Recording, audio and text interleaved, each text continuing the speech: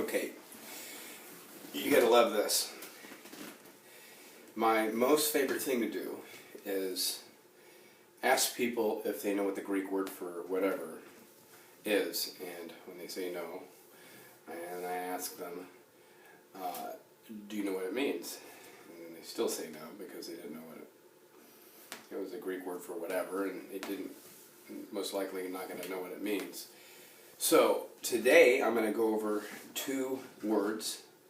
The first word is the word salvation. It's a word called soteria, and it comes from sozo, and it means to heal. And then you have to ask yourself, well, to heal from what?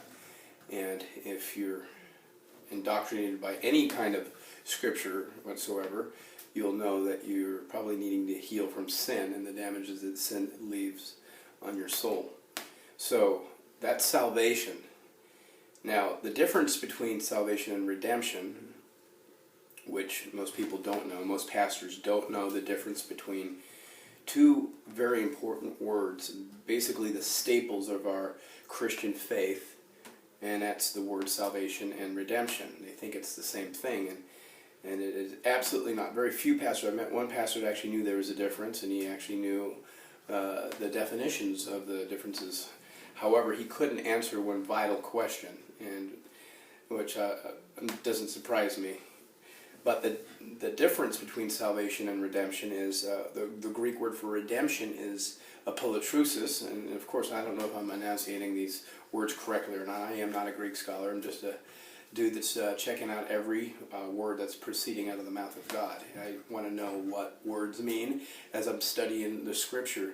So the Greek word for redemption is apolotrusis, and it means the ransom price paid. So there's a great deal of difference between healing and the ransom price paid, though they both are certainly interlocked, they're intertwined, and they have something to do with each other. They're different subjects.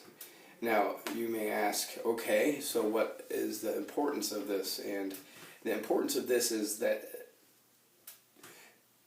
Jesus Christ died as a ransom for the world, and that would be the ransom price paid, which is redemption. And as I ask pastors, well, who is it that he died for? And as they answer me, their typical answer is for everybody. So I guess it would be safe to say then everybody's been redeemed.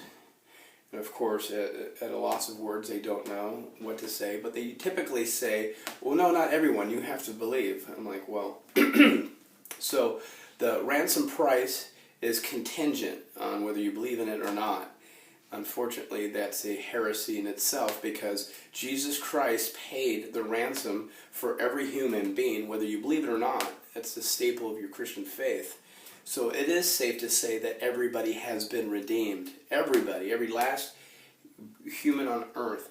Now, the differences between redemption and salvation is there are plenty of people that go to their grave denying that Jesus is God and that God is real, and are holding on to gross amounts of sin or little amounts of sin or whatever. Just they go to their grave not really understanding what salvation is and not having experienced salvation.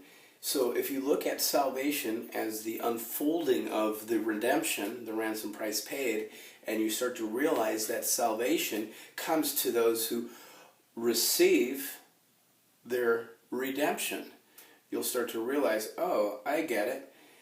The people who are in the world, the sinners, the heathen, the pagans, the unbelievers, the atheists, all those people, which, by the way, are mainly most of you people if you call yourself Christian, because you really aren't a true Christian until you've started to realize that Jesus Christ died for every human being, and that there's no one being left behind, and there is no one going to his place of eternal conscious torment. That's ECT, the acronym for eternal conscious torment, which is what 99% of most Christians believe, that a loving God will send unbelievers to a fiery destination because of mistranslated and misunderstood scriptures.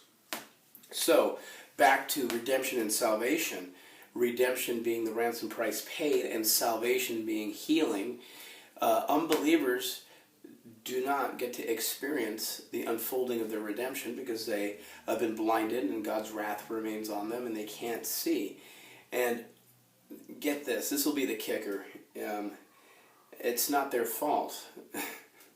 It says that no man can come to the Father unless the Father draws him. Nobody can come to Jesus unless the Father who sent Jesus draws them. So it isn't you that chose God, it is God that chose you. Words in red in John. So it's really not the unbeliever's fault. Let me tell you whose fault it is. It's those who claim to be believers. It's their fault because they're not imparting faith into people. They're trying to impart their doctrinations, their teachings, their heresies into an unbelieving, broken generation, a broken world. And if they don't bite your take on Christianity, they're bound for hell. Well, I've got news for you. That's who you think you are, is one of those people that that condemn somebody who cannot believe, who hasn't been given the faith to believe, to hell. Chances are you're twice the son of hell that they are, and making even more sons of hell as your disciples. And you're the ones that are at the gate blocking people from coming to heaven, and while you're not entering yourselves. And I'm sure that's offensive, and it's okay to be offended. And if that offends you, and that's who you are, this message is probably for you. The reason we have unbelievers in this world is so we can show them and impart faith into them. And it says in the book of John, in John 6, it says, just as the Father has life in himself, so he